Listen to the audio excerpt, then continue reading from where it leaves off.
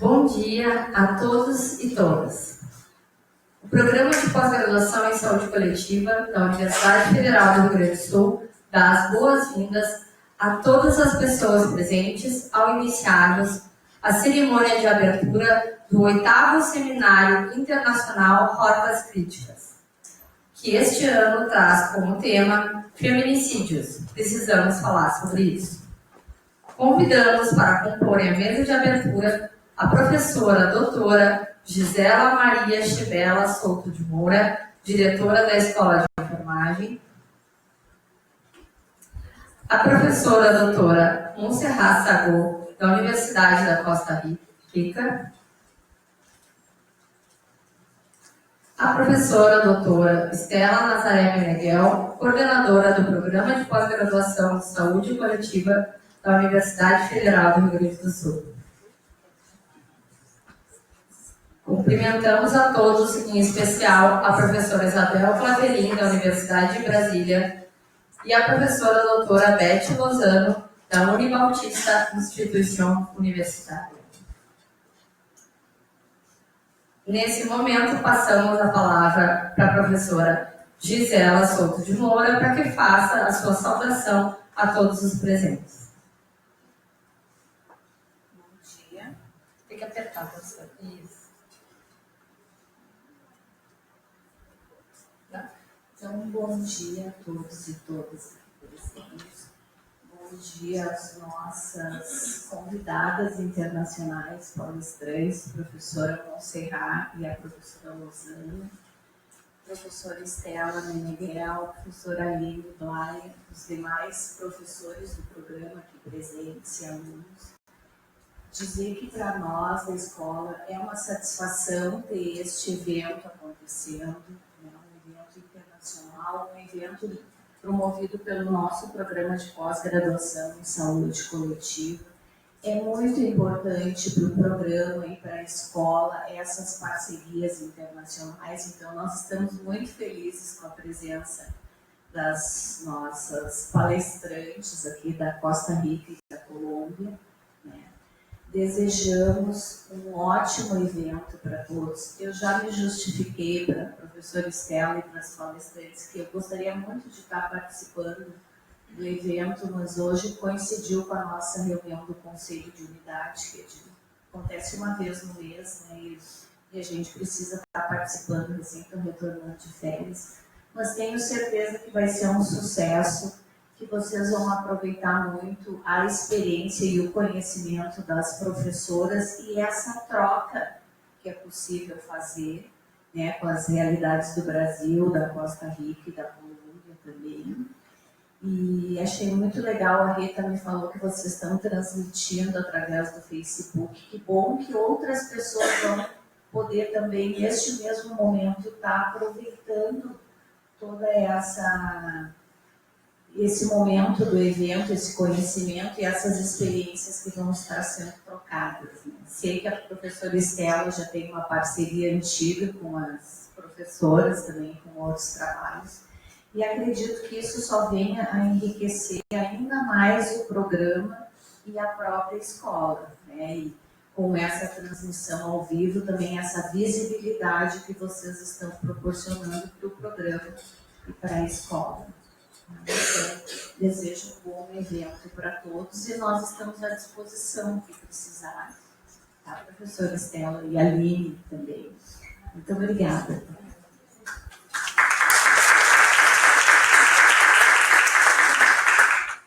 Seguindo, passamos a palavra à professora Estela Meneghel para que faça a sua saudação aos presentes. Bom dia a todas, a todos. Eu também quero dizer, saudá-los e dizer, né, que são bem-vindos aqui na escola, nesse nosso momento de reflexão crítica, de estudo, de trabalho, mas também de trocas. Dizer que a gente está muito satisfeito, embora nosso tema seja um tema duro, né, um tema triste, um tema que nos toca, que nos sensibiliza. Mesmo assim, é importante que a gente fale disso, né, que se encontre e que construa redes também para enfrentamento, né, para denúncia, para nominação desses atos. Então, eu cumprimento também a Montserrat, né, que não só parceira de pesquisa, mas amiga, né, de longa data, desde 2005, né, a professora Beth, né, que também vai participar à tarde, na mesa da tarde, né, cumprimento a diretora da escola, assim, que tem nos oportunizado espaços, né, nos dado todo o apoio, né, tanto nas nossas atividades docentes, discentes, relatórios, administrativas e também nas pesquisas, né, nas atividades científicas. A minha colega Fernanda, né, que está fazendo a parceria, né, nós estamos compartilhando a coordenação desse evento. A Aline, que está fazendo o nosso cerimonial, mas que também é coordenadora substituta desse programa de pós-graduação. Então, bem-vindo a todas, a todos outra vez. Também eu queria deixar aqui a saudação do pró-reitor de pós-graduação, ele está em férias, né, mas a gente também passou o convite a ele, porque esse é um evento, né, como já foi colocado, um evento feito, realizado com os recursos da pós-graduação. Numa decisão conjunta do nosso colegiado, dos nossos professores, a gente decidiu fazer esse investimento, né, que é produto das nossas pesquisas, né, não só Fernanda e eu temos trabalhado, mas também a Aline, Luciana, muitos dos professores do nosso programa de pós-graduação trabalham com as violências contra as mulheres, contra a população negra, contra a população LGBT, né, com as iniquidades, desigualdades de gênero. Então, a gente acha que está expressando não só uma pesquisa, mas expressa também o pensamento, né, a cara, né, entre comillas, do nosso TPG. Então, que tenhamos um bom encontro, né, que consigamos também vislumbrar, né, ter esperança nesse momento que a gente está tão desesperançado, que nós possamos fazer crescer a esperança que a gente pode, sim, mudar a realidade, enfrentar essas violências, né, ter um mundo melhor. E, bom, então, passo a palavra agora para a professora Montserrat.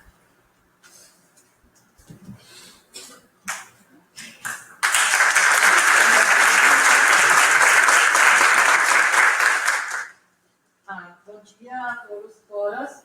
Eu vou falar em portunhol, mais espanhol que português.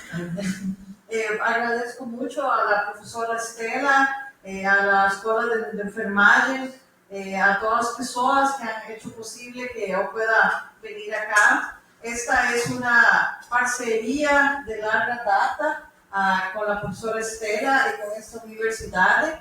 De la Universidad de Costa Rica tenemos una parcería formal desde hace muchos años. Con Estela hemos participado conjuntamente en diferentes investigaciones, en diferentes publicaciones, siempre con la mirada puesta en eliminar la violencia contra las mujeres y contra todas las poblaciones históricamente discriminadas. Hemos trabajado abordando diferentes temáticas, el feminicidio, pero también la violencia contra la población LGTBI, la violencia contra las poblaciones indígenas. En Costa Rica hemos contribuido a visibilizar las diferentes formas de violencia. Yo creo que es muy importante estas parcerías internacionales porque la problemática de la violencia contra las mujeres y contra otras poblaciones es un problema social de grandes dimensiones que requiere abordajes en conjunto, que requiere parcerías y que requiere sobre todo compromiso social y un compromiso muy grande con la eliminación de estas formas de violencia. Y para mí es un placer y un gran honor estar acá con todas y todos ustedes y espero que podamos seguir compartiendo estos espacios y que podamos seguir pensando en la posibilidad de un mundo sin violencia. Muchas gracias.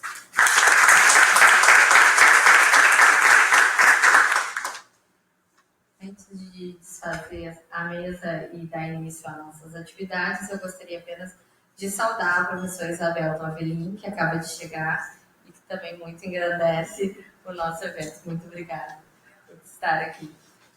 Nesse momento, então, a gente solicita às professoras que retornem aos seus lugares para que a gente possa dar início, então, às nossas atividades.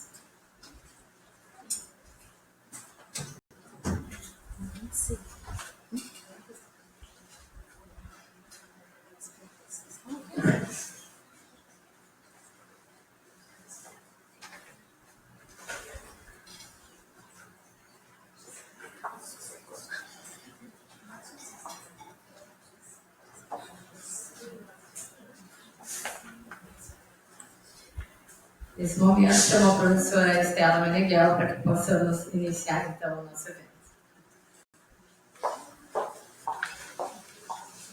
Obrigada.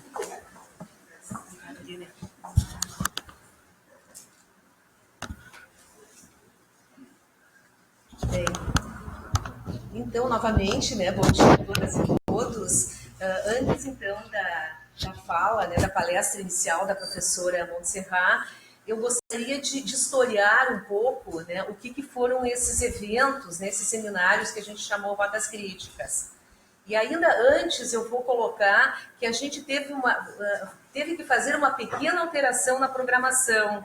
A doutora Pazinato, né, a Vânia Pazinato, que viria amanhã, trazendo esse tema que nós consideramos muito importante, que é a contribuição, o olhar das ciências jurídicas, né, em relação aos feminicídios, ela teve um contratempo em São Paulo, ela não pôde vir. A gente tentou convidar outras pessoas, mas como estava um tempo muito pequeno, a gente não conseguiu, não digo uma substituição, né, mas trazer uma pessoa que tratasse desse tema. Então, nós optamos por antecipar a programação que seria feita à tarde, vai passar para amanhã. Eu estou colocando isso porque, como a gente, no afã de divulgar o nosso seminário, a gente, mesmo sem ter a programação completamente terminada, a gente já lançou o primeiro folder. Então, estão circulando na internet, nas redes, vários folders, alguns ainda com a programação, o cronograma, né, do dia inteiro da sexta-feira, e outros que nós colocamos mais recentemente com essa antecipação.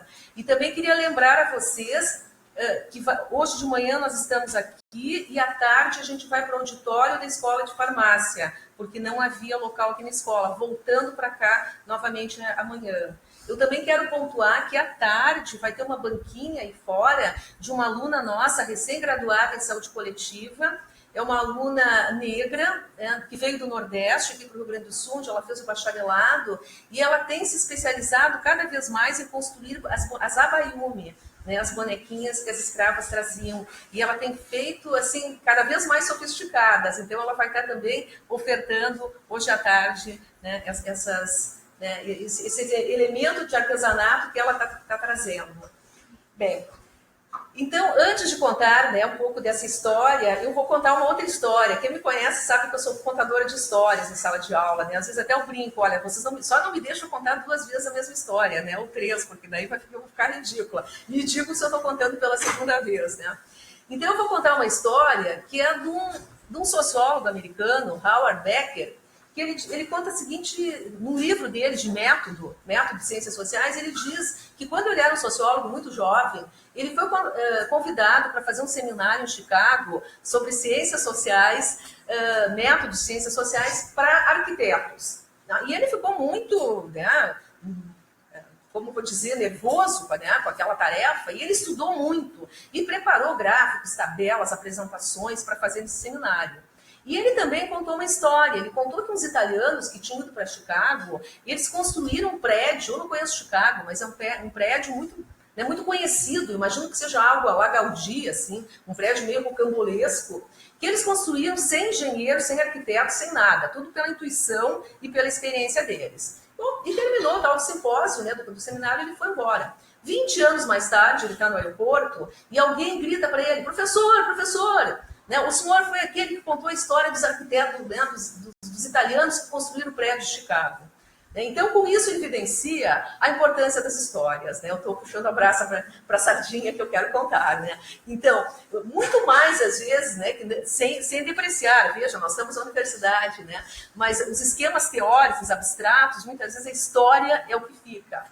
Então, eu queria contar um pouco dessa história das rotas críticas. Né? Por que rotas críticas? Em 2004... Eu estava na Unicinos, era professora da Unicinos, juntamente com a Elida Hamilton, não sei se alguém conhece, que é uma pesquisadora da saúde coletiva, minha comadre, está na Fiocruz atualmente, e nós elaboramos um projeto de pesquisa sobre violências contra a mulher para candidatá-lo, para enviá-lo a uma agência de pesquisa, o CNPq.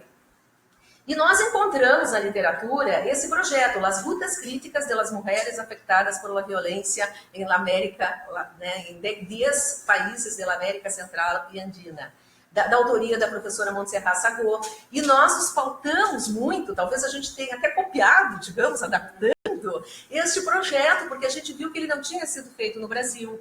Mandamos para o CNPq e ganhamos o edital. Então, ficamos muito preocupadas, porque havia muitos instrumentos, né, roteiros de entrevista, de grupos focais, que iam ter que ser adaptados para a realidade brasileira. Eles tinham sido construídos por militantes, era um ponto alto desse projeto. Não saiu da cabeça dos pesquisadores, mas foi uma construção coletiva com as militantes sociais e trabalhadores sociais desses países. Então, nós fomos para a internet, encontramos um e-mail da professora Montserrat Sagô e mandamos um e-mail. E ela parecia que estava lá nos esperando, ela respondeu imediatamente. E nós a convidamos a vir em São Leopoldo, não era nem Porto Alegre na época, São Leopoldo. E daí nós confeccionamos, construímos aquilo que depois a gente chamou do primeiro Cotas Críticas, porque a gente queria discutir a pesquisa. E não só discutimos a pesquisa, e a Montserrat nos iluminou essa pesquisa com o olhar dela, e também nos abençoou de uma certa maneira, que sim, que nós podíamos realizar aquela pesquisa, que estava ok, e a gente realizou. Mas convidamos outras pesquisadoras da cidade que estava organizando a sua coordenadoria da mulher, e publicamos um livro, aquele, até trouxe, não tem muitos exemplares, gostaria até de tê-lo. Publicamos esse livro com os papers daquelas professoras militantes, começando com o paper da professora Montserrat, a gente publicou um livro. E isso impactou muito naquele momento para o movimento de mulheres daquele local. 2 anos depois, nós decidimos fazer um outro, então, e chamamos Cotas Críticas, né? Usamos o mesmo design, né? E fizemos o segundo evento, já maior, aqui em Porto Alegre, já conseguimos pedir recursos do CNPq, de uma agência financiadora, e chamamos aquele segundo momento de ferramentas, né? Ferramentas para trabalhar com a violência de gênero. Colocamos outra cor, o roxo, né? E aí, nesse ínterim, nós tínhamos feito uma relação muito intensa com o pessoal da linguística aplicada. Eu acho que tem alunos aqui que estão trabalhando, com a linguística aplicada da Unicinos, e nós considerávamos que a linguística, a análise da conversa, a análise dessas conversações cotidianas informais que as pessoas têm, é um elemento de extrema importância para trabalhar para o acolhimento de mulheres, né, e outras pessoas em situação de violência. E por isso a gente chamou também os pesquisadores que trabalhavam na linguística e ampliamos, então, né, esse tema, né, dentro dessas ferramentas, né, para enfrentar a violência. E a propósito está chegando a professora Daniela Negrais, né, da Linguística Aplicada, que continua trabalhando conosco, com algumas lacunas, nós seguimos trabalhando juntas. Eu estava falando de como começou o nosso processo, Daniela. Já te apresentando, a professora da Linguística, nossa parceira.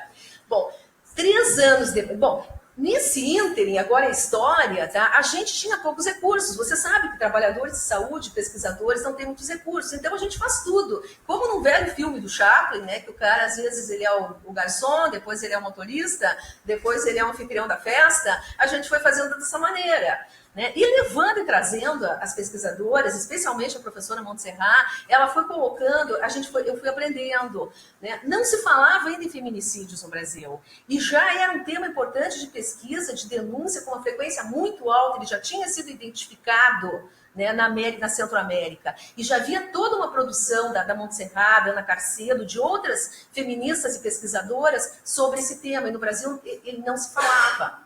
Há 2 semanas atrás, esteve aqui um doutor que trabalha com a população negra em São Paulo, o doutor Luiz Eduardo. E ele conta, né, uma experiência que é muito similar à que eu tive, porque ele é um sanitarista também.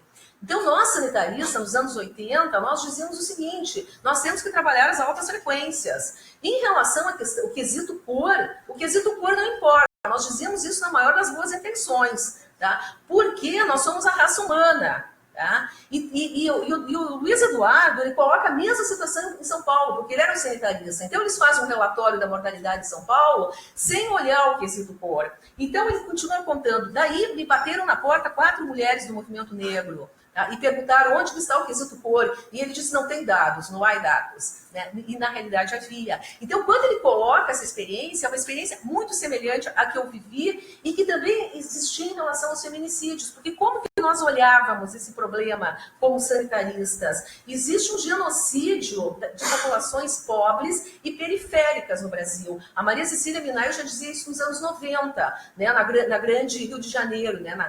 Na região próxima, né, nas cidades dormitórios, já se evidenciava que havia um genocídio de jovens negros masculinos, muitos perpetrados pelas forças policiais, por elementos paramilitares. Mas eles não identificavam ainda a violência contra a mulher como e os femicídios como uma categoria, né, a ser trabalhada e ser identificada. E isso quem me alerta é a professora Montserrat Sagô, numa dessas viagens de ida e volta, não sei se é São Leopoldo, Porto Alegre, São Leopoldo ou algum outro lugar. E a partir daquilo ali, daquela reflexão e sensibilização, e eu acho que a pesquisa, ela tem esse papel importante, pesquisa não é só para a gente fazer o lápis, pesquisa é para a gente tentar mudar o mundo, convencer as pessoas, fazer transformações. Eu fiz um projeto sobre os feminicídios e comecei a trabalhar com dados do DataSUS, isso em 2009, após esse segundo seminário. Em 2010, a gente já tinha um projeto, eu estava aqui na URGS nesse momento, e nós fizemos um terceiro seminário, em 2011, e chamamos situações limites, as situações limites da violência de gênero, porque daí nas situações limites nós colocamos as mortes de mulheres, os femicídios, que na época nós chamávamos femicídios, como a Costa Rica chama, porque tem essa diferença entre os países, mas nós incluímos também assassinatos, homicídios de travestis e homossexuais, porque quando a gente começou a trabalhar na delegacia de homicídio, nós vimos que isso era uma coisa importante, que eles estavam colocando. E daí, mas não havia um consenso se nós incluiríamos na denominação feminicídio também as mortes de não mulheres ou de corpos feminizados, como se coloca agora. Então esse foi o nosso terceiro momento, o terceiro seminário que a gente fez aqui na URGS. E foi um seminário muito potente, a gente fez exposição de fotos, a gente abriu para as pessoas exporem trabalhos, né? E a gente terminou com música. Como nós queríamos terminar esse, não conseguimos, a gente convidou o grupo de dança da URGS, o professor Jair, então ele conseguiu contemporizar esse tema que é tão duro, né? Que ele nos fez dançar no fim do seminário, ele nos fez dançar. Bom, isso também me lembra até o que a Beth tem trazido sobre os carnavais de luz, mas eu não vou contar essa história tua, Beth, eu só vou mencionar nos carnavais de luz como uma maneira de enfrentar as violências. Bom, no ano seguinte, a gente foi convidado pela Rede Unida, no Rio de Janeiro, para fazer um quarto seminário. E, bom, e daí eu falei para eles, olha, nós não temos tempo de conseguir recursos, e eles nos disseram, não tem problema. Então, nós fizemos também um seminário muito potente, né, e nos deram carta branca, e a gente convidou muitas feministas da América Central, viu? A professora Montserrat, a Ana Carcedo, que escreveu o livro, né, Feminicídios, no olvidamos, né, não olvidamos nem aceptamos, né, dos feminicídios. Convidamos uma pesquisadora, na realidade quem convidou foi você, Montserrat, que eu não me acuerdo o nome dela, Mirta Kennedy, uma pesquisadora de Honduras, também com uma experiência riquíssima de enfrentamento às violências, e a Jessie Manigatti, haitiana. A gente já estava trabalhando na cooperação do Brasil com o Haiti e já tínhamos encontrado as feministas do Haiti e tivemos a honra de trazê-la, de conseguir que ela viesse ao Brasil, né? A Jessie Manigatti, em 2011, no Rio de Janeiro. Então foi muito bonito, foi muito emocionante e a gente chamou políticas. Dentro do contexto da Rede Unida, o tema que se fazia presente eram as políticas. No ano seguinte, nós estávamos terminando a pesquisa dos feminicídios aqui no Rio Grande do Sul. Essa que envolveu delegacia, inquéritos policiais, a gente já publicou algumas coisas. E sobrou algum recurso e nós fizemos, então, um quinto seminário, que chamamos Reflexões sobre o Feminicídio, que eu acho que até coloquei um cartaz recuperado daquele momento. Foi lá no prédio do Ministério Público, na Praça da Matriz, e veio uma trupe maravilhosa, brasileira, internacional, veio a Montserrat, veio o professor Lupicínio Inigues, da revista Atenea Digital, que já tinha aberto a revista, né, numa sessão que ele chama Carpeta, para colocar os trabalhos desses seminários que nós havíamos feito. veio o povo da Escola de Saúde Pública de São Paulo, né? A Lília Schreiber e a Ana Flávia de Oliveira, o pessoal da Fiocruz, né? Nós tínhamos uma bolsista de iniciação científica que também era uma artista, e você sabe a importância da arte, né, no enfrentamento das violências, né? Muitas vezes, quando eu estou muito carregada, como a gente diz, eu pinto, sem a menor veleidade artística, eu pinto para me livrar, né, dos demônios que me assombram quando a gente trabalha com temas tão pesados, né? Então, essa aluna que era artista plástica, ela fazia coisas muito impressionantes, usava assim, corpos que eram manequins, que ela misturava com massas, com elementos da natureza, e eram como outros seres, eu não sei se seres mutantes, como que se poderia chamar, e ela levou, então, esse material todo para esse seminário que a gente fez dos feminicídios. No ano seguinte, 2011, não, esse foi 13, em 14, de novo nós fomos convidados para a Rede Unida, em Fortaleza. Foi o único seminário que a professora Montserrat não pôde vir, né? Mas também veio uma pesquisadora da Costa Rica, a doutora Gabriela Arguedas, que já trabalhava um tema que estava muito incipiente no Brasil, que é a violência obstétrica. Então, ela trouxe para aquele seminário que a gente chamou Equidade de Gênero, que era outra grande pesquisa que a gente estava desenvolvendo no momento. Ela traz a violência obstétrica. E também a gente teve uma fala da Lourdes Bandeira naquele momento, que estava na Secretaria de Política para as Mulheres, que abre o seminário, e faz uma palestra também muito importante sobre a questão da equidade. Esse foi o 6º. E o 7º foi o ano passado, deixa eu ver uma coisa, o ano passado, 2016, exatamente. Nossa, que rapidez que nós estamos fazendo. O 7º foi em Campo Grande, também no bojo da Rede Unida. E o tema foram as desigualdades. De novo, foi um tema que inicialmente nós tínhamos pensado em iniquidades. E na discussão com a Montserrat, de novo, ela me faz ver que iniquidades ele está muito fechado. E ela sugere a gente colocar as desigualdades, que é um tema mais abrangente. E nós, então, optamos, né, por usar esse tema. Também a gente teve a Montserrat, nós tivemos a Aparecida Gonçalves. A Aparecida Gonçalves fez uma palestra também, já estava se armando, o golpe já estava armado, né, nos porões. E a Aparecida faz uma fala política, assim, que nos comoveu muito, uma fala de denúncia, que depois a gente volta para Porto Alegre e nós replicamos a fala da Aparecida, que foi para o Sul 21, né, num jornal de opinião, uma mídia comprometida, e a importância também da gente se manifestar em outras mídias, além das acadêmicas. Então, essa foi a nossa rota. Essa foi a nossa rota até agora. Eu sempre acho que vai ser a última. E sempre me parece que não haverá mais energia, não haverá mais assunto, não haverá mais, né, espaço. E cá estamos, assim, honrosamente com vocês nesse momento.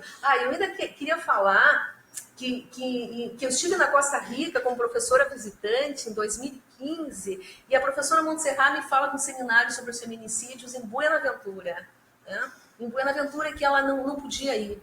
E daí eu disse, mas que interessante, eu gostaria muito de ir. E daí me veio um convite de Buenaventura, e eu acredito que, né, que houve, que a Montserrat me indica, e daí eu comprei uma passagem, botei minha mochila nas costas e fui para lá, né? E lá eu conheci a Beth Lozano. E assim, foi tão emocionante aquele seminário, foi tão ímpar, foi tão mesclado, né, a programação científica com a programação artística, aquelas mulheres negras, assim, de Chontaduro, um lugar pobre entre os pobres, cantando espirituals, cantando músicas para nós. Elas fizeram mandalas, elas acenderam velas, elas fizeram homenagens às mortas, elas cantaram, foi algo assim, né, que inesquecível, que eu vou carregar sempre. Então, daí ali conheci a Beth. Então, assim, eu acredito nas redes. Uma das maneiras, certamente, que nós temos de enfrentar, né, não só os feminicídios, mas as violências que perpassam a vida de todos nós, não dá para dizer que alguém fica imune à violência, são as redes. São as redes de solidariedade, de afeto, de levantar, de ajudar, até de varrer o chão, se necessário for, sabe? As redes que nós construímos pelo mundo e carregamos. Então, espero que aqui também a gente possa fazer um elo a mais, tá? E que a gente se encontre por aí. Eu sei que às vezes eu sei que eu conheço a pessoa e digo, eu sei que eu te conheço, mas eu já não sei mais quem que você é, porque a gente trabalha muito e tem muitos alunos e mestrandos e militantes, né? E essa mescla também do aluno de graduação, do aluno de pós, do militante, da feminista, do movimento negro, do movimento LGBT, né? Essa mescla, ela é muito potente, ela tem liga. Então, é isso. Eu queria contar um pouquinho dessa história, desculpe se eu falei demais, e bem-vindas e bem-vindos de novo. Então, obrigada, e agora, então, passo a palavra para a nossa palestrante, doutora Montserrat Sabot, por favor.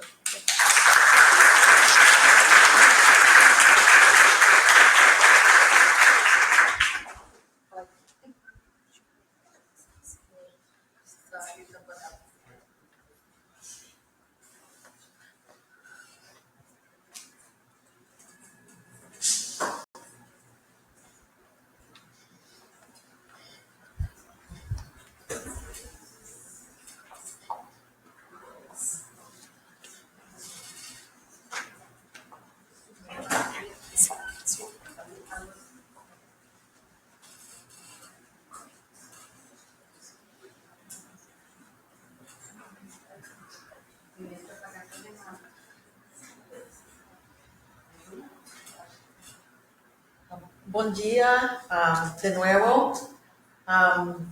Agradezco mucho las palabras de la profesora Estela. Agradezco mucho la amistad que tenemos. Agradezco a todas y todos ustedes por estar aquí hoy. Eu voy a falar sobre feminicidio, necropolítica y fascismo social. Pero lo primero que quiero decir es que yo no soy solo una pesquisadora sobre la violencia contra las mujeres. Yo tengo un compromiso personal con acabar, poner un fin a la violencia contra las mujeres. Y eso porque yo vengo de una historia de violencia. La mía, Mai, y también su mamá sufrieron violencia. Mi abuela, ¿cómo se dice abuela en portugués? Avó. Avó. A minha avó sufrió mucha violencia.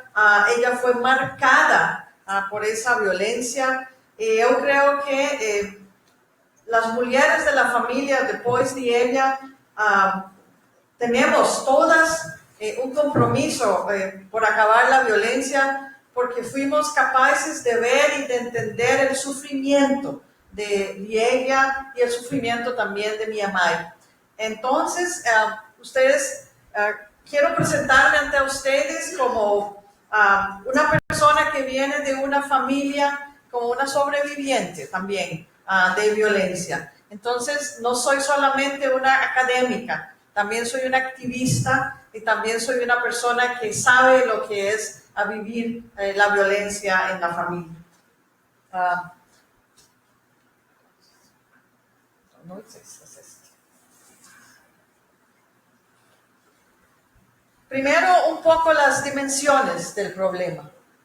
La violencia contra las mujeres ya en este momento ha sido reconocida e identificada como un problema social de grandes dimensiones. Y ha sido identificada además como producto de una organización social estructurada sobre la base de la desigualdad. Por suerte ya hemos acabado con todos los mitos de que esta clase de violencia es un problema personal, de que es un problema de malas relaciones entre personas. Ya no creemos más que es un problema generado por la pobreza, sino que entendemos que es un problema generado por la desigualdad social. Y también sabemos que la violencia es una manifestación extrema de la discriminación, es un arma letal, y ese va a ser probablemente el punto central de mi fala hoy. Es un arma letal para mantener la subordinación de las mujeres y también la subordinación de los cuerpos feminizados. Y eso para mí va a ser un elemento central. Algunos datos sobre las dimensiones del problema. Se estima que entre 60% y 70% de los homicidios de mujeres en el mundo son cometidos por razones asociadas al género y son cometidas también por hombres cercanos. Veamos ahora el caso de los hombres, es completamente diferente. Los escenarios de las violencias contra las mujeres y los escenarios de las violencias contra los hombres son completamente diferentes. Menos de un 8% de los homicidios de los hombres son cometidos por razones asociadas a la violencia doméstica o sexual y todavía menos son cometidos por mujeres cercanas. Los hombres no mueren asesinados, excepto casos extraordinarios, no mueren asesinados por sus parceiras, por sus compañeras, por atacantes sexuales. Los hombres no mueren asesinados por las mujeres de sus familias o por las mujeres que los conocían. Los hombres mueren por violencia política, por violencia criminal, por problemas de negocios, por otras formas de violencias, generalmente que ocurren en el mundo público y en las relaciones que los hombres tienen con otros hombres en el mundo público. Es decir, aquí tenemos entonces dos escenarios completamente diferentes. En una situación que es sumamente problemática, que ya la vemos en todos los datos, en todas las estadísticas, es que en todo el mundo los homicidios de mujeres cometidos por maridos, por parceiros o por violencia sexual están aumentando. Mientras que los homicidios de hombres cometidos por mujeres, por sus parceiras, disminuyen drásticamente. Parece entonces que las políticas de igualdad, las políticas de prevención de la violencia han tenido un impacto en las mujeres. Las mujeres están cometiendo menos asesinatos, pero eso no ha tenido ningún impacto en los hombres. Y eso es una situación muy seria, porque los principales que cometen violencia activa son los hombres. Y entonces las políticas de igualdad, y como siempre, están teniendo un impacto positivo en las mujeres, pero no estamos teniendo un impacto positivo en los hombres. La violencia masculina no solo no ha disminuido contra las mujeres, sino que va en aumento. Voy a ver ahora la definición entonces de feminicidio. Es la forma más extrema de violencia contra las mujeres asociadas a su género. Es el asesinato de las mujeres por ser mujeres y es ejecutado por hombres para obtener dominio y control. Esta es la definición original de Russell y Caputi. Es todo asesinato de las mujeres derivado de su subordinación femenina en sus intersecciones de esa subordinación con otras categorías sociales como la clase, la etnia, la edad. Cuando la analizamos, si utilizamos únicamente el género, no es suficiente. Tenemos que mirar el género en asociación con otras categorías sociales como la clase social, la etnia, la edad, la orientación sexual y otras categorías que también van a tener un impacto en la forma en que el género se construye y opera. Y es perpetrado por hombres basado en un sentido de superioridad sobre esas mujeres por placer sexual, bajo la premisa de ser los dueños de esas mujeres. Involucra el asesinato de mujeres por hombres cercanos o por atacantes sexuales, conocidos o desconocidos, cuando los cuerpos de las mujeres son objetificados, usados como trofeos o como un instrumento de venganza entre los hombres. Siempre que encontramos un cuerpo de una mujer desnudo, con señales de tortura, con marcas en su cuerpo, una mujer que ha sido evidentemente violada, aunque no sepamos quién es el perpetrador, si se encuentra el cuerpo de la mujer objectificado y violentado sexualmente y lo encontramos desnudo, estamos hablando de un feminicidio, aunque no sepamos quién es el autor directo. Por eso, no todo homicidio de mujeres es un feminicidio. Un asesinato de una mujer solo puede definirse como feminicidio cuando es posible identificar una lógica ligada a las relaciones desiguales de poder entre los sexos. Por eso, para poder identificar un feminicidio como tal, saber quién es el perpetrador es importante qué relación tenía con la mujer. Tenemos que entender el contexto en el que ocurrió ese asesinato, las circunstancias en las que se dio el asesinato, los motivos son importantes también para poder identificar un feminicidio y, como les dije, también la forma en que el cuerpo de la mujer es abandonado. Todos esos elementos son muy importantes para poder identificar un feminicidio. No todos los asesinatos de mujeres son feminicidios.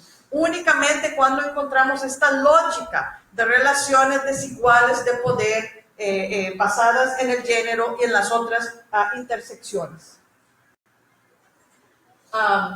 Por eso decimos que el feminicidio expresa de forma dramática, es la forma dramática, las desigualdades de relaciones entre lo femenino y lo masculino, y muestra una manifestación extrema de dominio, de terror, de vulnerabilidad social, de exterminio y en muchos de los casos de impunidad. La impunidad también es un factor muy importante en los feminicidios. Por eso es que decimos que las causas de este tipo de asesinatos no se encuentran en las características individuales o patológicas de los agresores o de los perpetradores. No son hombres locos, no son hombres desquiciados los que cometen los feminicidios, sino las causas las podemos encontrar en el estatus social tanto de las víctimas como de los perpetradores. Esto lo dice Julia Monarres Fragoso, que es una investigadora mexicana que investiga los feminicidios en Ciudad Juárez. Entonces, eso es muy importante. No son tampoco las características individuales de la mujer. Es el estatus social, tanto de las víctimas como de los perpetradores, lo que realmente nos indican las causas de este tipo de asesinatos. Entonces, los cuerpos de las mujeres asesinadas se convierten así en una expresión concreta de un sistema social y de género profundamente desiguales. En el cuerpo de una mujer asesinada podemos ver la concreción de un sistema social tremendamente desigual y de un sistema que utiliza muchas veces los cuerpos de las mujeres como desechos.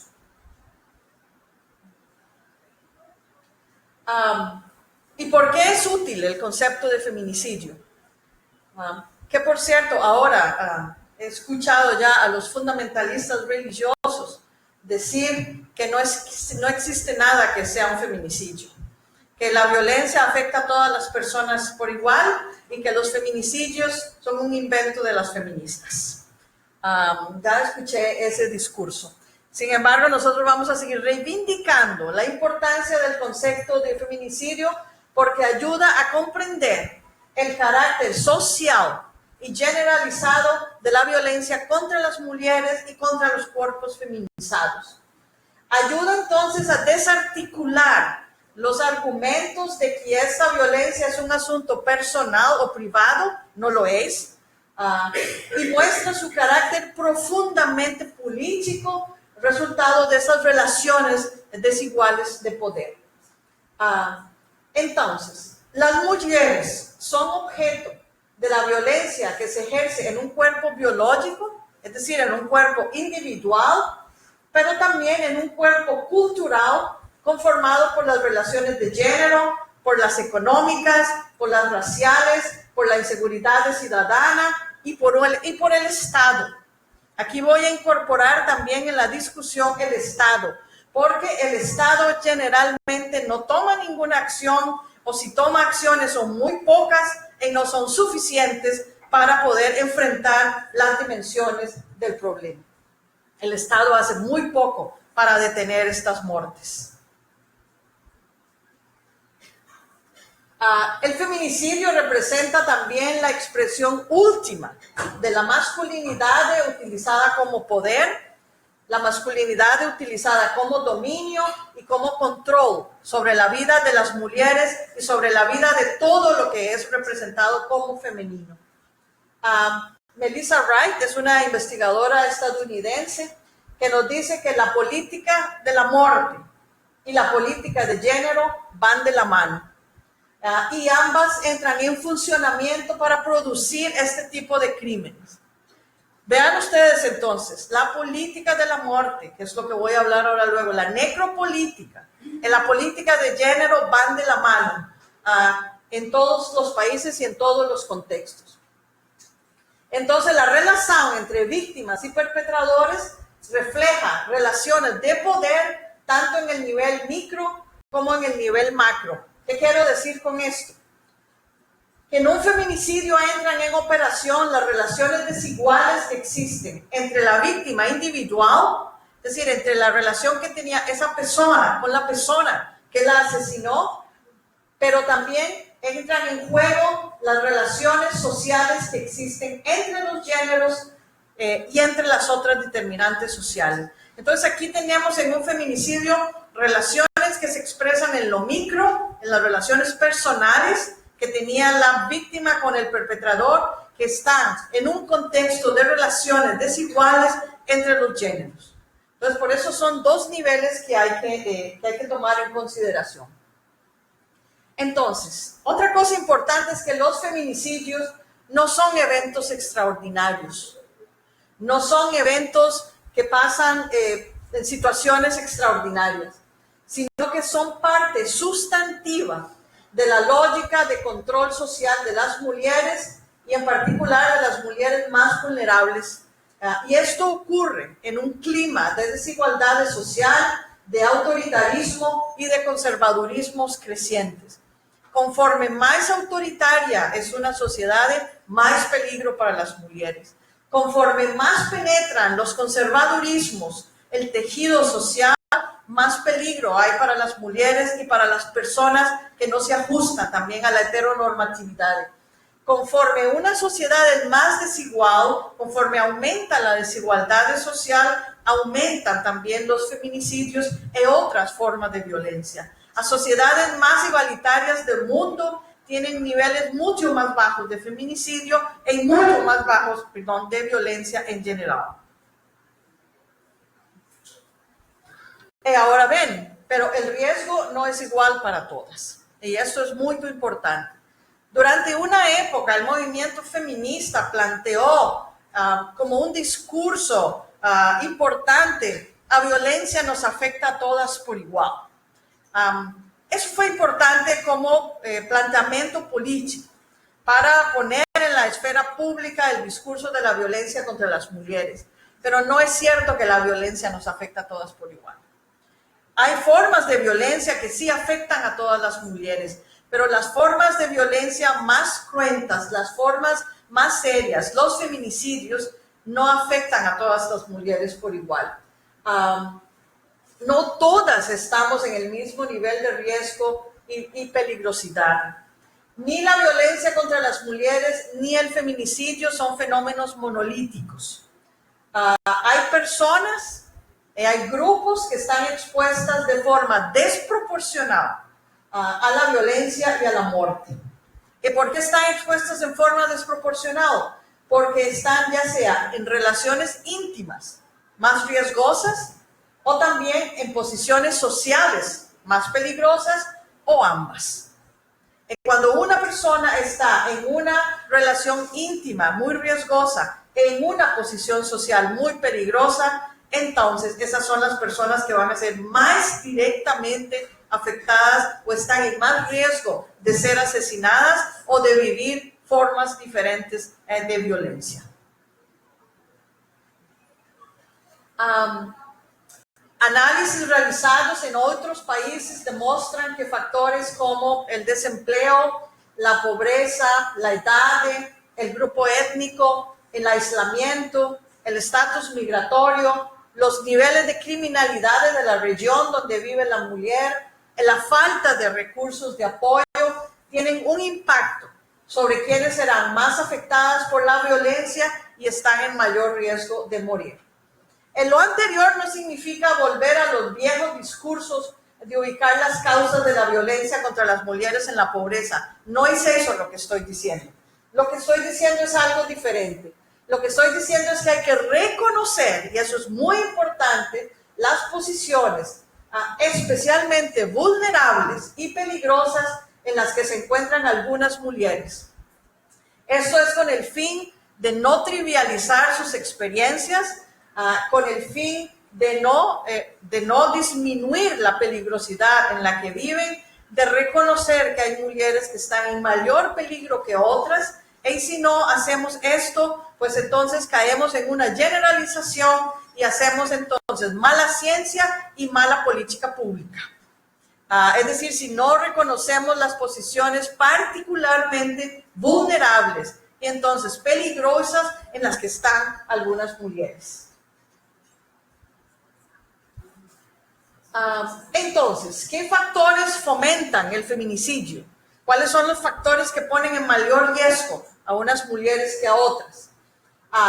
La historia de una región, la economía, cuando la economía, como ya lo dije, es muy desigual, una política que no toma en consideración a las mujeres o que no le importan los crímenes contra las mujeres, el sexismo, por supuesto, el racismo, la xenofobia, la heteronormatividad, todas pueden actuar sinérgicamente para vulnerabilizar a ciertos grupos de mujeres y hacerlas víctimas más fáciles del feminicidio.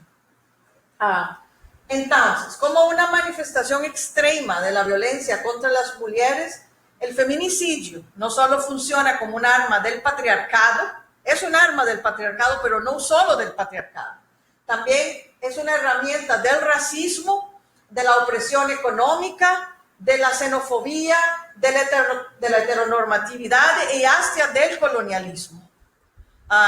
En lugares donde todavía hay una influencia muy potente de las relaciones coloniales, son lugares sumamente peligrosos y riesgosos para la población en general, pero en particular para las mujeres. Entonces, el feminicidio es una marca distintiva, la marca final de los corpos que han vivido múltiples formas de despojo e injusticias. Eso es lo que representa el cuerpo de una mujer asesinada. Es la marca final y distintiva de esa historia de múltiples formas de despojo e injusticias. Ahora sí voy a hablar un poco sobre la necropolítica de Jenny. Voy a tomar un poquito del agua. Okay. Perdón. Disculpe. Quer fazer intervalo, Montserrat? No. ¿Ustedes quieren un intervalo? No. Ok. Vamos dar tempinho para descansar, então, Ok. a nossa palestrante. Gracias. Espera.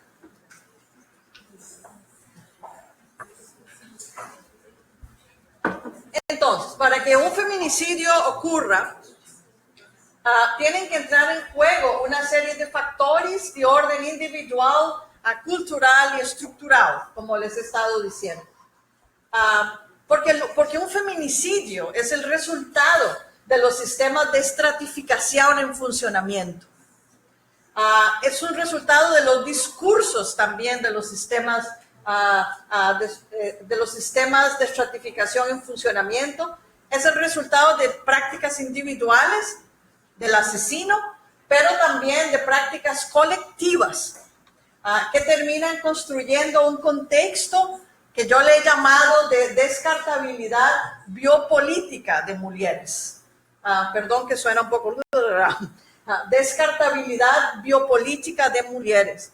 Para que un feminicidio ocurra, tiene que construirse ese contexto de descartabilidad biopolítica de mujeres en las que, como les digo, tenemos procesos individuales, pero también procesos colectivos y macroestructurales. En ese sentido, los feminicidios no son anomalías, no son eventos extraordinarios, no son patologías, sino que juegan un papel fundamental y sistémico al establecerse como una necropolítica. Necropolítica de un filósofo africano que se llama Achille Mbembe. Él básicamente lo desarrolló para estudiar la violencia racista. Él habla de necropolítica cuando habla de la violencia racista, pero he establecido un paralelo entre las diferentes formas de violencia racista y también la violencia racista de clase que se combina con el género. Por eso es que estoy utilizando el concepto de necropolítica de Achille Mbembe. Entonces, los sistemas de estratificación, sus discursos y sus prácticas generan una política letal en la que algunos cuerpos son vulnerables a la marginación, a la objetificación e incluso a la muerte. Y esa política letal es administrada por personas y grupos que tienen soberanía. Este es otro concepto importante, que tienen soberanía en un determinado país o región o lugar para decidir sobre quién vive y quién muere, quién importa y quién no. El concepto de soberanía también es muy importante. No todos tenemos soberanía para decidir quién vive y quién muere, pero hay grupos muy importantes en la sociedad que sí tienen ese poder de soberanía para tomar esas decisiones. Y las mujeres y otros grupos históricamente discriminados estamos sometidos a esa soberanía en la que grupos van a decidir si importamos o no importamos. Y si cuando morimos importa o no importa. Y si cuando morimos hay una intervención estatal o policial o simplemente el crimen se olvida y la persona se olvida. Desde mi punto de vista, estos son elementos fundamentales de la necropolítica. En el caso de la gran mayoría de los feminicidios, por lo menos en la Centroamérica, estos feminicidios casi nunca son judicializados o investigados y casi siempre lo que entra en juego es la impunidad. O sea, en relación con los feminicidios hay una impunidad muy, muy, muy alta y eso es así en Centroamérica y en muchos países del mundo. Entonces, la necropolítica instrumentaliza la vida de las mujeres más vulnerables, construye un régimen de terror y sentencia a muerte a algunas. Aunque las asesinadas generalmente son las más vulnerables, por razones de edad, de clase social, de raza, de localización geográfica, pero eso es muy importante. El mensaje del feminicidio es para todas. El mensaje del feminicidio es para todas las mujeres. La necropolítica extermina a algunas, pero nos manda un mensaje a todas. Entonces, la necropolítica construye un régimen de terror. Como dicen Radford y Russell, el feminicidio es una forma de pena capital que cumple la función de controlar a las mujeres como género. No todas estamos en el mismo riesgo, pero el mensaje sí es para todas. Y el mensaje para las mujeres y para los cuerpos feminizados es: no te salgas de tu lugar, confórmate con tu lugar. Si te sales de tu lugar, mira lo que te puede pasar. Por eso es un mensaje muy poderoso, el mensaje del feminicidio y de la necropolítica. Porque entonces con este mensaje lo que se busca es controlar a las mujeres, que vamos a interiorizar la amenaza y el mensaje de la dominación.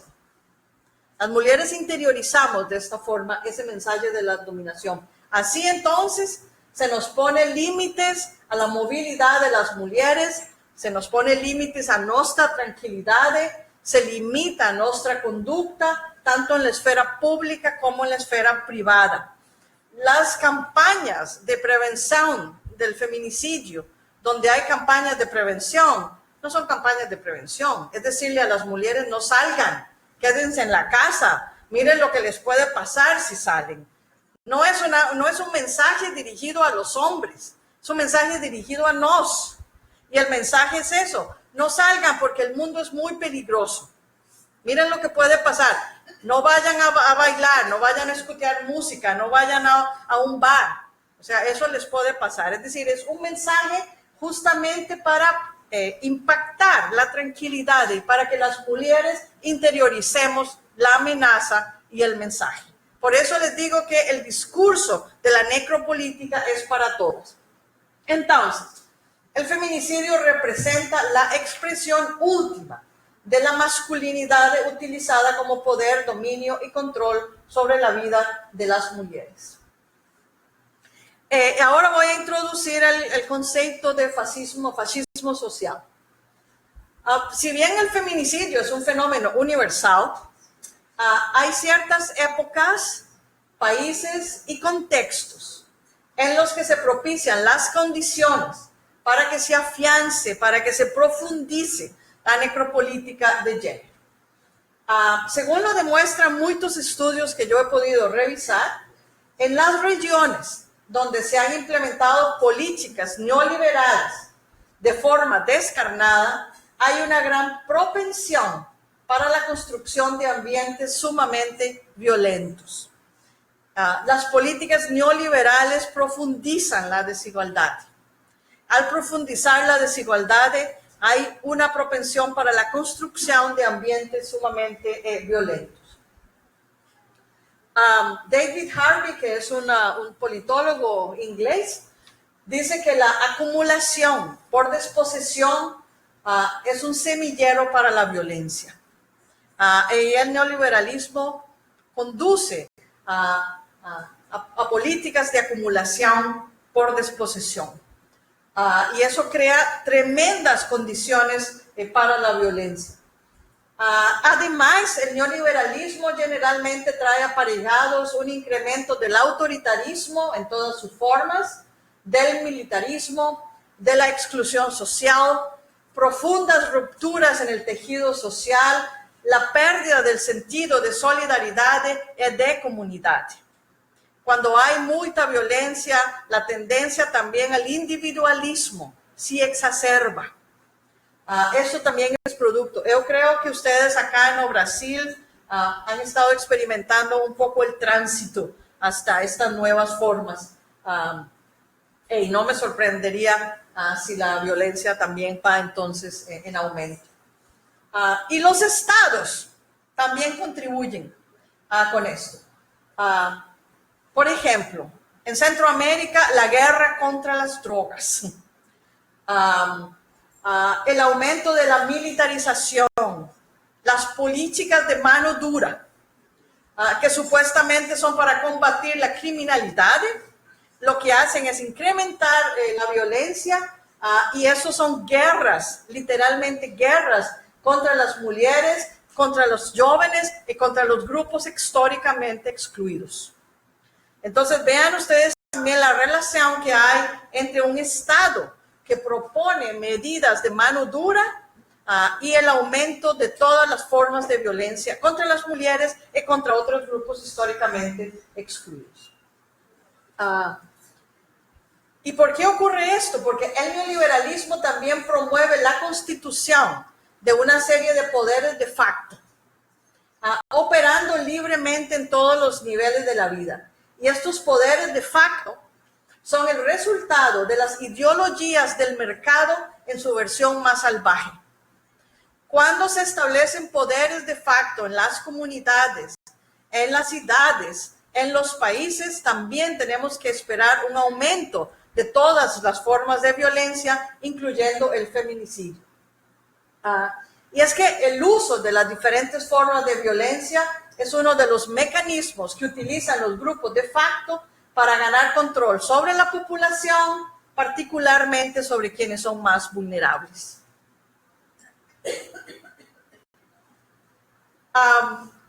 Y el problema es que tenemos el neoliberalismo y también una sociedad que se dice democrática. ¿Y cómo es eso? Pero es que el neoliberalismo usa a la democracia como un instrumento. El neoliberalismo usa a la democracia como un instrumento para los negocios. Al decir que somos un Estado democrático, entonces hay un buen clima de negocios, pero construye al mismo tiempo un sistema social caracterizado por experiencias de vida, por relaciones de poder en extremo desiguales. Boaventura de Sousa Santos, que es un sociólogo portugués, dice que el neoliberalismo crea un sistema de segregación social dividido en dos zonas, dice él. Zonas salvajes, donde impera un estado de naturaleza jovesiano, dice él, y hay zonas civilizadas, donde sí opera el contrato social y hay espacio para el reconocimiento, garantías de derechos. ¿Qué quiere decir esto? que vivimos en una sociedad dividida. Hay grupos de personas que viven en una violencia perpetua, donde no hay derechos, comunidades donde no hay los más básicos servicios, donde los derechos es algo que está muy bonito en el papel, pero que nunca llega al ejercicio cotidiano. Hay otras personas que sí viven en un mundo de derechos, que sí viven en una posición muy confortable, que sí viven donde que reclaman algo al Estado, el Estado sí les responde. Hay personas donde sí viven en un mundo donde sí opera el contrato social, pero hay otras que no. Y las que no viven en este mundo tienden a ser las grandes mayorías. Entonces, esta separación de la sociedad en estos dos grupos, entre los que sí tienen derechos y los que viven en una violencia perpetua, es lo que Boaventura llama fascismo social. El fascismo social no es un régimen político. Él no está haciendo referencia al fascismo que se vivió en Europa en los años 30. Está haciendo referencia a algo diferente. Es decir, es un régimen civilizacional, no es un régimen político. Es caracterizado por la exclusión, altos niveles de violencia e inseguridad para muchos y muchas, el resurgimiento de los fundamentalismos religiosos en relaciones renovadas con los centros globales de poder. Y por supuesto, además, extractivismo. El extractivismo es una nueva versión que también caracteriza al fascismo social. Eso hace referencia a una sociedad que es democrática políticamente. ¿Y por qué digo democrática políticamente? Porque todavía hay elecciones, por lo menos en lo formal, pero es una sociedad profundamente autoritaria en sus relaciones sociales, ¿verdad? Entonces, sí tenemos una democracia formal, por lo menos en apariencia, pero se está construyendo una sociedad profundamente autoritaria en sus relaciones sociales. Esto es lo que se llama fascismo social. Esto construye entonces el fascismo social un espacio-tiempo en estas zonas salvajes de gran precariedad, de presencia perpetua de violencia, y aquí es donde con más facilidades se instala la necropolítica de género. ¿Por qué? Porque hay una gran deshumanización y devaluación extrema de la vida. Cuando hay deshumanización y devaluación extrema de la vida, pues con más facilidad se instala la necropolítica. En estos contextos, como ocurre en Centroamérica, en algunas regiones de Brasil, en Colombia, el establecimiento de la necropolítica de género produce una instrumentalización generalizada de los cuerpos de las mujeres, construye un régimen de terror y decreta la pena de muerte para algunas, en particular de las más vulnerables. Voy a darles algunos datos.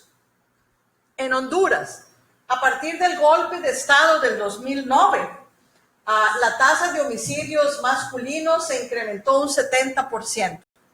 Esto es un escándalo en cualquier país, que la tasa de homicidios masculinos se incremente un 70%. Pero los homicidios de mujeres se incrementaron un 270%. ¿Ven ustedes la necropolítica de género en operación? Se incrementa toda la violencia, pero la de las mujeres se incrementa de forma dramática. En Guatemala, entre 95 y 2004, los homicidios de hombres se incrementaron un 68%, mientras que los de las mujeres un 164%. Como tendencia general en todos los países centroamericanos, la tasa de homicidios de mujeres se ha incrementado a un mayor ritmo que los homicidios de los hombres. Pero eso no ocurre únicamente en Centroamérica. Veamos lo que pasó en Ciudad Juárez después de la aprobación del NAFTA, o sea, el Tratado de Libre Comercio entre México, Canadá y los Estados Unidos, que es también la llegada del neoliberalismo en su expresión máxima. Entre el 94 y 2001, el homicidio de hombres en Ciudad Juárez se incrementó un 300%, pero los homicidios de mujeres un 600%. Y esto fue después de la firma del Tratado de Libre Comercio entre Canadá, Estados Unidos y México, el que ahora Donald Trump no quiere, por supuesto, pero evidentemente no lo va a quitar. O sea, hay cosas mucho más importantes allí. Entonces, es posible afirmar que el neoliberalismo crea condiciones estructurales para descartar mujeres, para desechar mujeres, las cuales ya ni siquiera son necesarias como ejército de reserva o con fines reproductivos.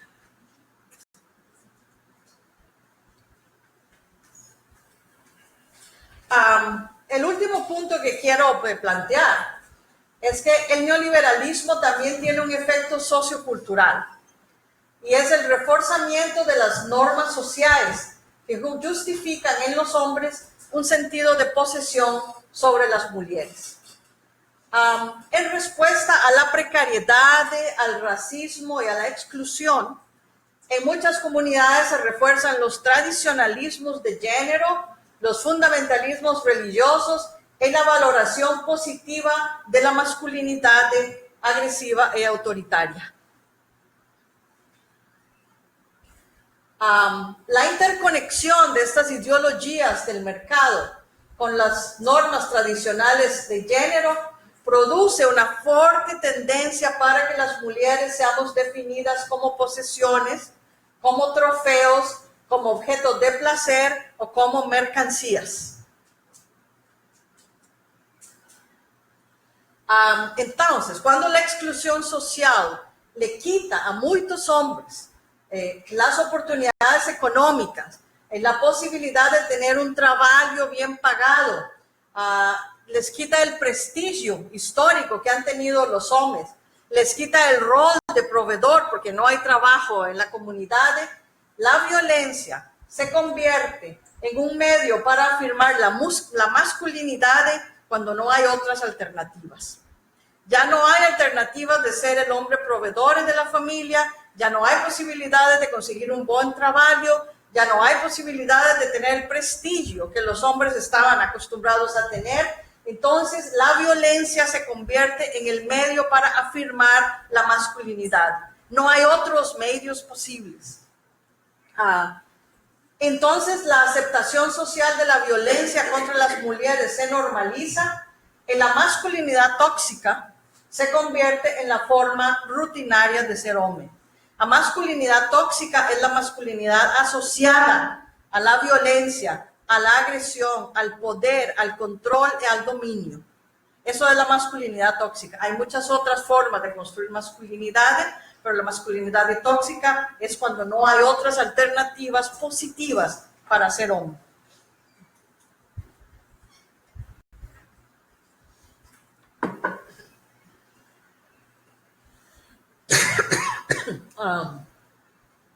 Entonces, el neoliberalismo y las ideologías del mercado refuerzan la construcción de la masculinidad tóxica. Y eso se junta además con el autoritarismo, con la militarización de los estados, con las estructuras que informalizan la guerra, etc.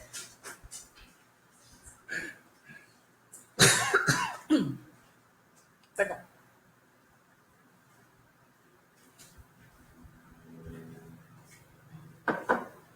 Y por supuesto que eso es muy problemático. Porque la existencia de altos niveles de tolerancia frente a las diversas formas de violencia contra las mujeres, lo que hace es incrementar el riesgo para las mujeres. Lo anterior no solamente tiene consecuencias para las mujeres, sino para la sociedad en su conjunto. Porque la aceptación de la violencia contra las mujeres como algo normal, como algo natural, va a jugar un papel fundamental en la aceptación de la violencia en general. Es decir, hay una relación en aceptar la violencia en general y aceptar la violencia contra las mujeres.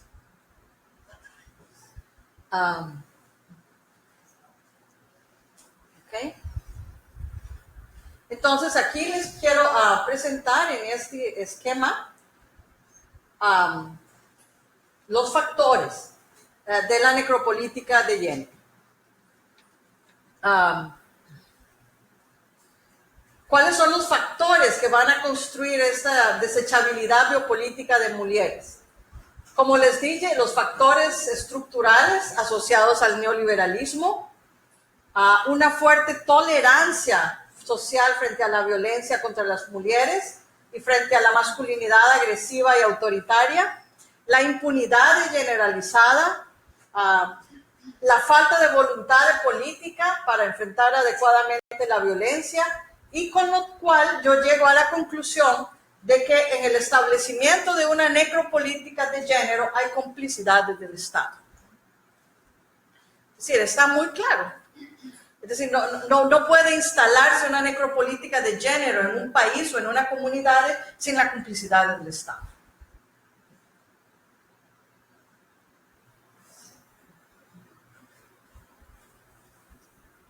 Entonces, en las muertes de mujeres como resultado del asesinato misógino, convergen varios poderes coercitivos. Una economía política que crea profundas desigualdades y exclusiones, un Estado que también genera violencia, así como tolerancia e impunidad, negligencia para actuar con los crímenes.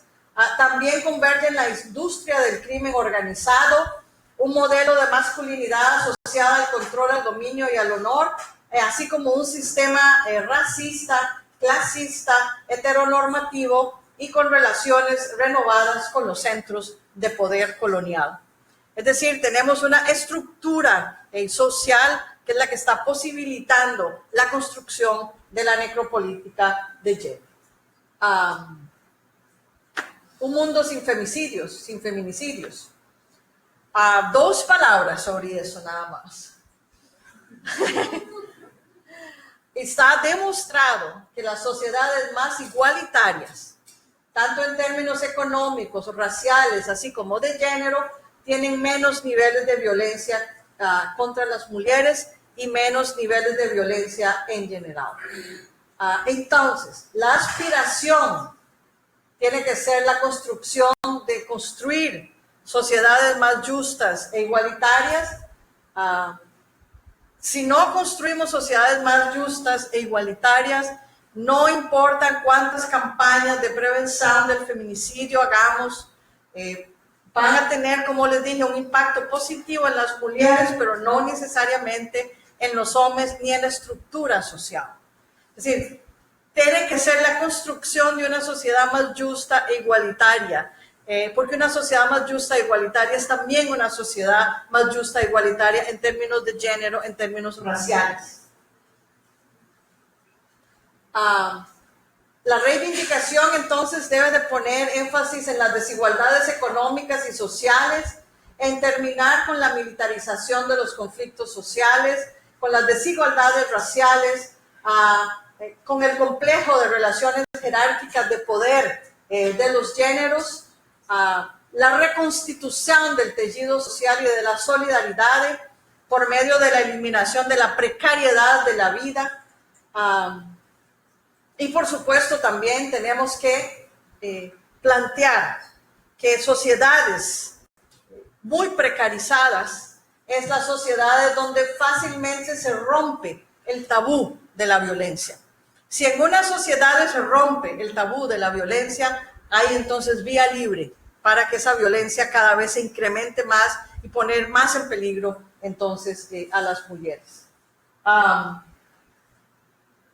Entonces la utopía demanda, ya voy a hablar en términos de utopía porque todo esto es utopía, la utopía demanda que la democracia dejen de ser simples instrumentos del neoliberalismo, que se promueva la igualdad, la dignidad, el derecho a una vida. Demanda entonces la despatriarcalización, la descolonización y la desmercantilización de la vida. Pequeña tarea. Muito obrigada.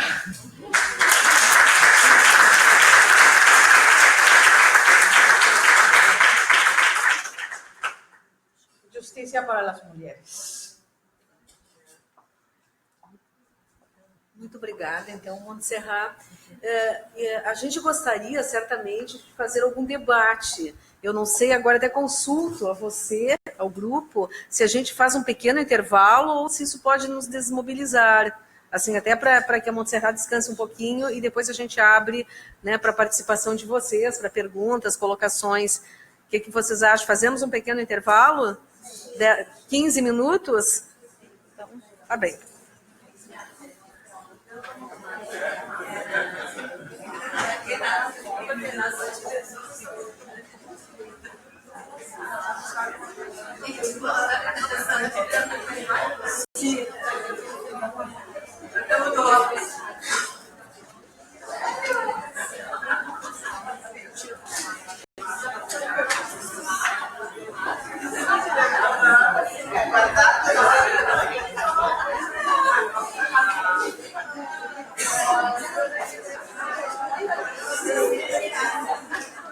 Perdemos a transmissão do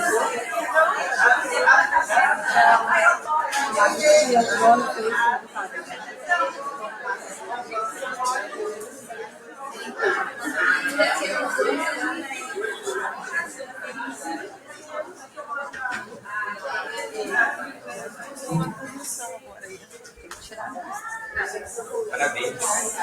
Obrigado.